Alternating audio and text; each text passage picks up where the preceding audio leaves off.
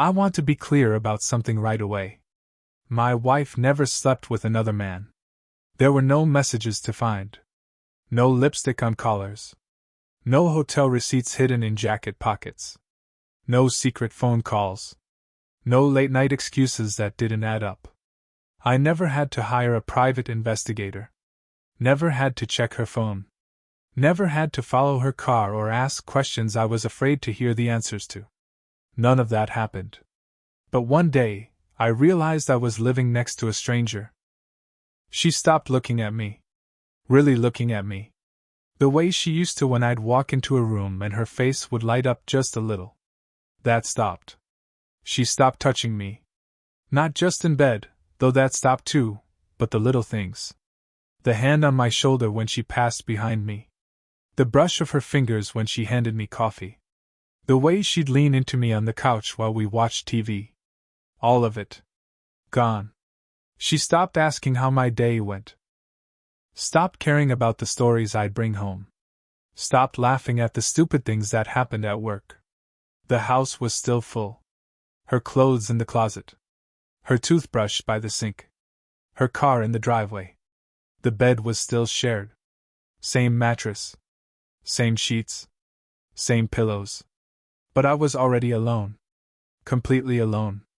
And that kind of betrayal, that quiet, slow, suffocating kind of betrayal, no one warns you about it. They warn you about affairs. About drinking. About gambling. About violence. But nobody tells you about this. About waking up one day and realizing the person next to you checked out months ago and you never even noticed. We had a good life. Or at least, I thought we did. A house in the suburbs. Nothing fancy, but it was ours. 3 bedrooms, 2-car garage, decent yard with a fence I'd built myself one summer. My bike parked where it always was, right next to her sedan. Everything in its place. We had routines. You know the kind, the stuff that makes a life feel solid. Sunday mornings, I'd wake up first and make coffee while she read the paper at the kitchen table. She liked it strong black, no sugar. I liked mine with cream. Tuesday nights were leftovers night. Thursday nights were pasta nights, nothing fancy, just spaghetti or penne with whatever sauce I could throw together. Friday, I'd work late in the garage, tinkering with the bike or fixing something around the house, and she'd watch something on TV. Something with British accents usually. She loved those shows. Saturdays we'd do errands together. Groceries. Hardware store. Sometimes we'd grab lunch at that diner off Route 9. The one with the good pie. We were fine. That's what I kept telling myself. We were fine. We had 22 years together. 22 years. High school sweethearts, if you can believe that. She was 16, I was 17. She sat 3 rows ahead of me in English class, always raising her hand, always knowing the answer. I barely passed that class, but I showed up every day just to watch her. Took me 2 months to work up the courage to talk to her. We got married at 23. Small wedding. Her parents' backyard. 50 people. She wore a simple white dress and smiled the whole day. I wore a suit I borrowed from my brother and couldn't stop sweating because it was August and 95 degrees. Best day of my life. We built everything together. Bought the house when we were 28. Painted every room ourselves. Chose every piece of furniture. Argued about curtains, she won. She always won the decorating arguments. I didn't care. I just liked watching her get excited about things. We had plans. Travel plans. Retirement plans. The kind of plans you make when you think you have forever. But looking back now, I can see the cracks. They were small. Easy to miss. The kind of things you explain away because you don't want to believe what they mean. She used to ask about my day. Really ask? Not just the obligatory, "How was work?" as she scrolled through her phone. But real questions. She'd sit at the kitchen counter while I made dinner and want to know about the project at work, about Mike's stupid jokes, about whether I'd gotten that part for the bike I'd been looking for. She'd remember details. Things I'd mentioned in passing. She'd follow up days later. Hey, did that meeting go okay? Or, did you ever figure out that carburetor issue? It made me feel seen. Like what I did mattered. Like I mattered. Then one day, she stopped asking. I didn't notice right away. You don't notice silence the same way you notice noise. It's like turning down the volume on a radio. You don't realize it's happening until suddenly you can barely hear the music anymore. I'd come home and say, Hey, how was your day? And she'd say, Fine. Just fine. No details. No stories. No complaints about her boss Linda, who always microwaved fish in the break room, or her coworker Tom, who talked too loud on phone calls. Just fine. I thought maybe she was tired. Work stress. Life stress. We all go through phases, right? I've had weeks where I didn't want to talk either. Where I just wanted to sit in silence and not think about anything. So I gave her space. I stopped pushing. I thought I was being understanding. Being a good husband. Not being needy or demanding. But space has a way of growing when you're not looking. Like a crack in a windshield. Starts small. Just a little chip. You think, I'll get that fixed eventually. But then it spreads. Slowly. Quietly. Until one day you look up and the whole thing is spiderweb and you can barely see through it anymore. We still ate dinner together. Still slept in the same bed. Still said good morning and see you tonight and love you before hanging up the phone. But something was shifting. The weight of it. The texture. Like when you're a kid and you have a loose tooth. It's still there, still in your mouth, but it doesn't feel right anymore. You keep touching it with your tongue, testing it, knowing something's about to change but not knowing when. She'd scroll through her phone during dinner. Not in an obvious way.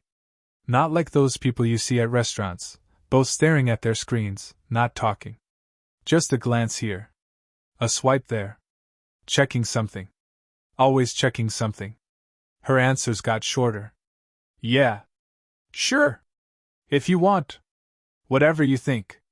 I started noticing that she didn't touch me anymore. Not in a sexual way, though we'll get to that, but just touch. The little things that couples do without thinking. Brushing past me in the kitchen and putting a hand on my back. Reaching for my hand when we walked through a parking lot. Playing with my hair while we watched TV. Resting her head on my shoulder. All of that just stopped. And I told myself it didn't matter. People get comfortable. That's normal. You don't need to be all over each other after 20 years. That's teenage stuff. We were adults. We had a solid partnership. We were fine. But sometimes at night, lying in bed, I'd feel her on the other side of the mattress. Not far. Maybe 2 feet away. And it felt like miles. I'd listen to her breathe. Steady. Even. Already asleep. And I'd wonder when the last time was that we'd fallen asleep facing each other. I couldn't remember. I started paying more attention after that. Little tests, I guess. Pathetic little tests. I'd reach for her hand while we were driving. She'd hold it for a minute, then let go to change the radio station. And then she wouldn't reach back. I'd come up behind her while she was doing dishes and put my arms around her waist. She'd pat my hand and say, I'm almost done here. And lean forward away from me.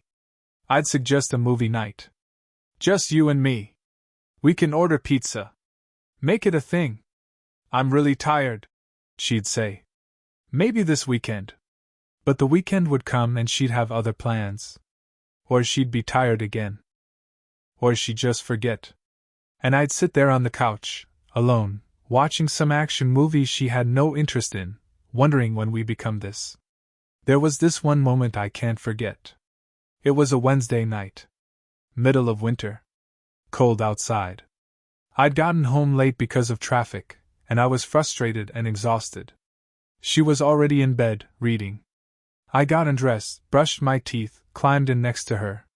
And I just needed something. Connection. Comfort. Anything.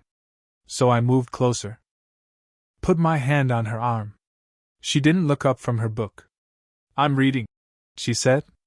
Not mean. Not angry. Just factual. I pulled my hand back, rolled over, and stared at the wall until I fell asleep. That was the first night I felt it. Really felt it. The loneliness. Not the kind where you're by yourself, but the kind where you're next to someone and still completely alone. Maybe even more alone because of it. Because at least when you're by yourself, you can tell yourself, well, I'm single. Of course I'm alone. But when you're married, when you're lying next to your wife of 22 years, that kind of alone is different. It's heavier. It's wrong. And you can't even explain it to anyone because on paper, everything looks fine. We were fine. I can't pinpoint the exact moment I realized something was wrong. It wasn't one big event. It wasn't some dramatic revelation or explosive fight. It was 1,000 small ones. Death by 1,000 cuts, they call it. That's what it felt like. Like the time I told her about this idea I had, rebuilding an old bike frame I'd found at an estate sale. A 1972 Honda CB350. Beautiful machine, even beat up like it was. I was excited about it. Really excited. It was the kind of project I could sink my teeth into. Something to work on with my hands. Something that made sense. I showed her pictures on my phone. Talked about what it could look like when it was done. The paint job I was thinking about. The parts I'd need to track down. She barely looked up from her laptop. That's nice, she said. Not, that sounds cool. Not, how long do you think it'll take? Not, can I help? Just, that's nice. And that was it. She went back to whatever she was doing, and I stood there like an idiot, phone still in my hand, feeling like I just tried to show a stranger something they didn't care about. I put my phone away. Didn't bring it up again. Ended up not buying the bike frame. Told myself I didn't have time for it anyway. But the truth was, I just didn't want to feel that way again. Invisible. Boring. Irrelevant. Or the night I asked if she wanted to go out that weekend. Maybe take a drive up the coast. We used to do that all the time. Just ride, no destination, no plan. Just movement and air in each other. Those were some of our best days. We'd stop at little towns we'd never heard of. Get coffee at random diners. Walk along the beach. Talk about nothing and everything. I miss those days. So I asked?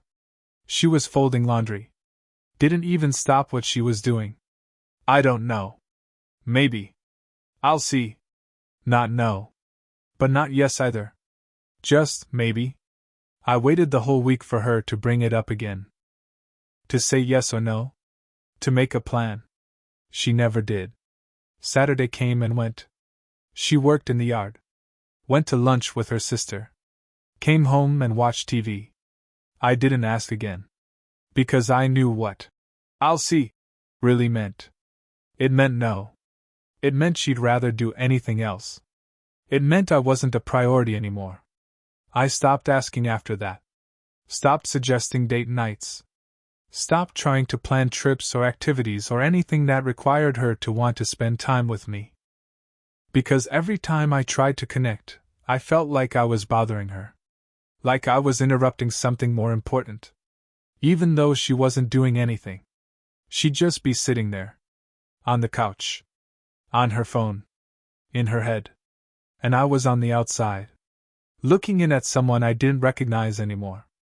The sex stopped too. Not all at once. It wasn't like we were active one week and then nothing the next. It was gradual. A slow fade. Once a week became once every 2 weeks. Then once a month. Then once every 6 weeks. Then, I stopped counting. I'd try. Of course I tried. I'd kiss her. Touch her. Try to initiate. She'd let me for a minute. Then she'd pull away. I'm tired. I have a headache.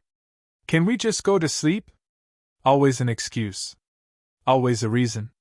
And after a while, I stopped trying. Because the rejection hurt more than the lack of sex. Every time she turned away, it was like she was saying, "I don't want you." And you can only hear that so many times before you start to believe it. I started wondering if there was someone else. I'm not proud of that. But I did. I'd notice when she smiled at her phone. When she took calls in another room. When she said she was going to the store and came back 2 hours later. I never found anything. Never saw any proof. But the doubt was there. Eating at me. Making me feel crazy and paranoid and pathetic. I tried talking to her about it once. We were getting ready for bed, and I couldn't take it anymore. The silence. The distance. The weight of it all. "You've been quiet lately," I said, trying to keep my voice calm. Casual. "Everything okay?" She was brushing her teeth. Didn't even look at me in the mirror. She rinsed. Spit. Wiped her mouth. Then she turned to me and said, "You're overthinking it." That's what she said. "You're overthinking it." Like I was the problem. Like my noticing was the issue, not what I was noticing. "I'm not overthinking," I said. "You're different. We barely talk anymore. We talk every day. No, we say words. That's not the same thing." She sighed. That sigh. The one that said she was tired of this conversation before it even started. "I don't know what you want me to say. I want you to tell me what's wrong." "Nothing's wrong. You're just being sensitive." Being sensitive. Like giving a shit about my marriage made me weak. Like wanting my wife to actually be present made me needy. I didn't say anything else. What was the point? She walked past me, got into bed, turned off her lamp. Conversation over. I stood there in the bathroom for a long time. Just staring at myself in the mirror. Wondering when I'd become someone she couldn't even have a real conversation with. So I stopped mentioning it. Stopped asking if she was okay. Stopped trying to talk about us. Because every time I did, she made me feel like I was imagining things. Like the problem was me, not us. And maybe she was right. Maybe I was overthinking. Maybe this was just what marriage looked like after 22 years. Maybe I was expecting too much. So I shut up. And the silence grew. We moved around each other like roommates. Polite. Functional. Separate. I'd work in the garage. She'd be in the living room. I'd make dinner. She'd eat without conversation. I'd try to share something, anything, and she'd nod, say, hum, and look away. It was like living with a ghost. A person who was there, but not really. Going through the motions. Playing the part of wife without actually being one. And the worst part?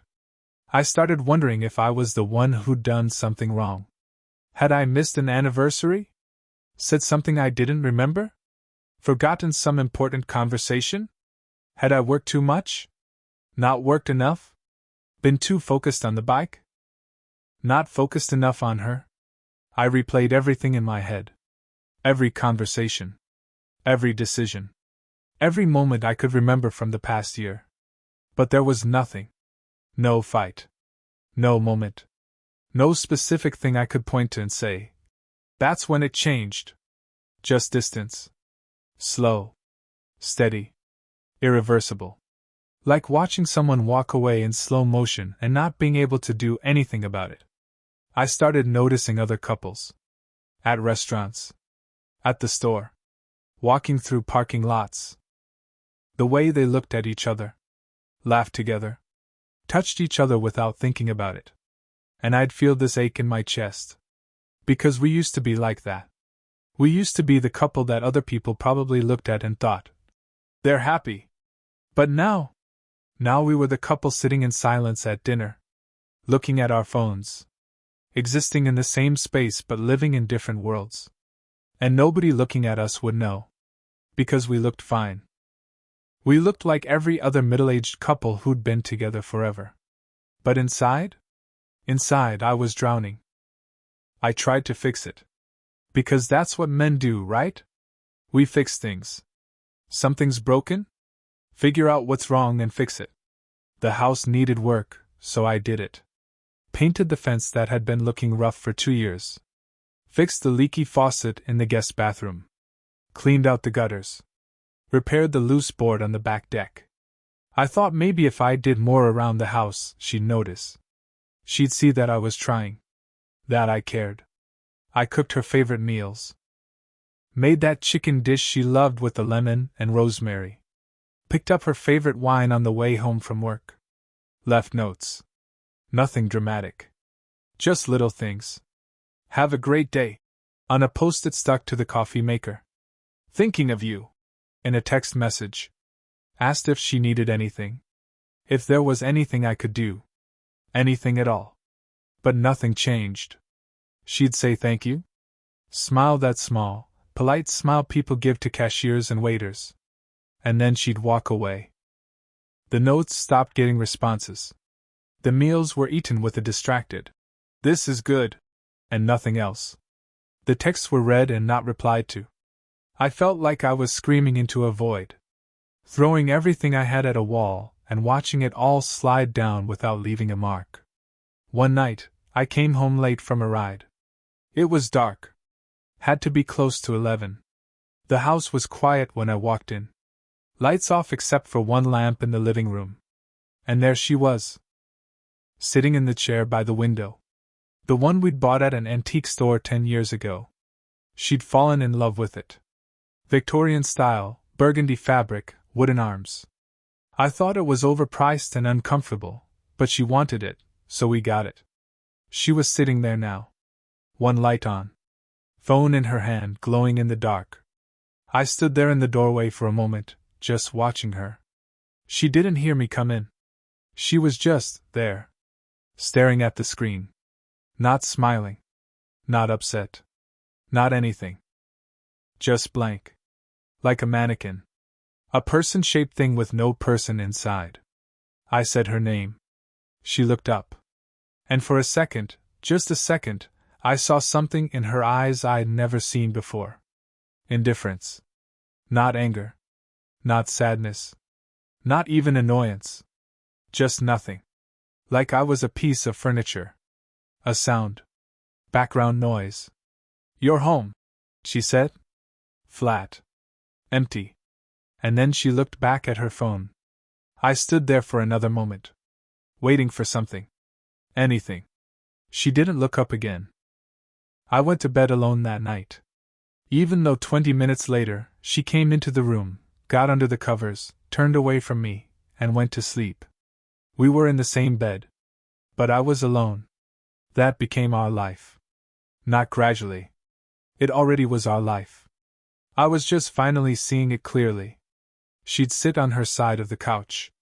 I'd sit on mine. She'd go to bed at 9. I'd stay up until 11, sometimes midnight, just to avoid lying next to her and feeling the space between us. She'd leave for work in the morning without saying goodbye.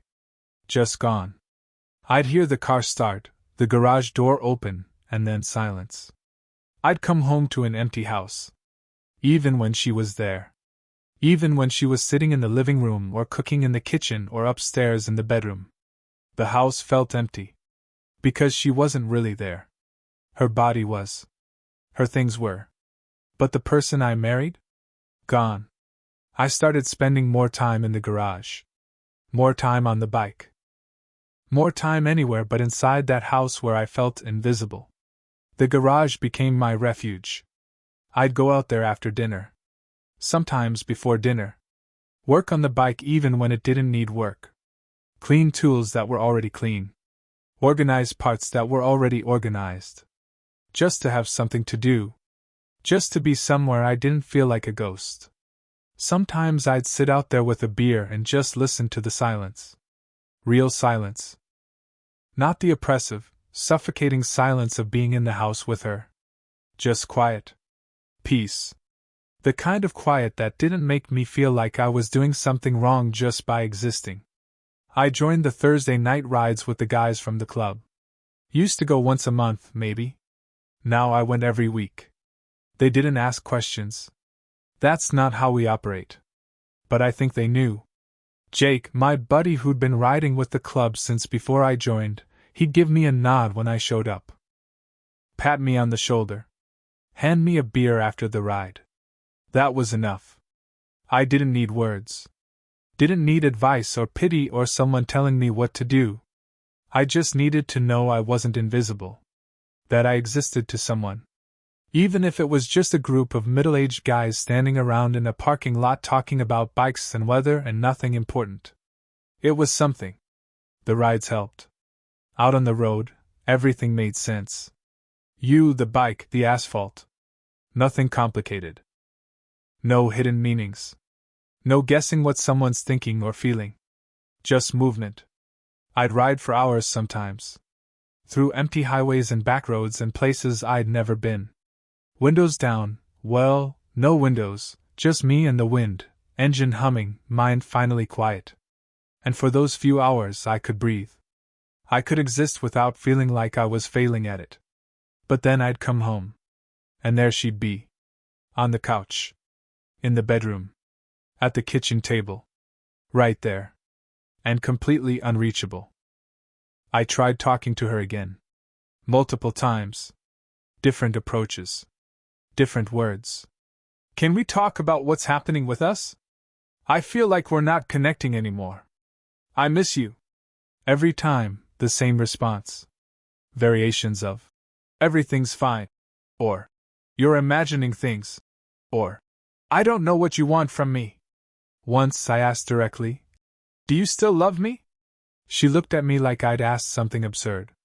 Of course I do, she said. But there was nothing behind the words. No warmth. No conviction. Just automatic response. The thing you're supposed to say. And I realized something in that moment. She probably thought she was telling the truth. She probably thought she did still love me. Because she never decided to stop. It just happened. Slowly. Quietly. Without her even noticing. And now she was just going through the motions because that's what you do. You stay married. You share a house. You say, I love you. Because that's the line. But she didn't feel it. Not anymore. Maybe not for a long time. And she didn't even know it. Or maybe she did, and she just didn't care enough to do anything about it. I don't know which is worse. I started having this recurring thought. Late at night, lying in bed, staring at the ceiling. If I disappeared tomorrow, if I just didn't come home one day, how long would it take her to notice? Would she call? Text? Worry? Or would she just assume I was working late, or went for a ride? Would she even realize I was gone? And if she did, would she care? Or would it just be an inconvenience? Someone she'd have to call. Forms she'd have to fill out. I knew the answer. And it killed me. It was a Tuesday. Nothing special about it. Just a regular Tuesday evening in October. The weather was starting to turn.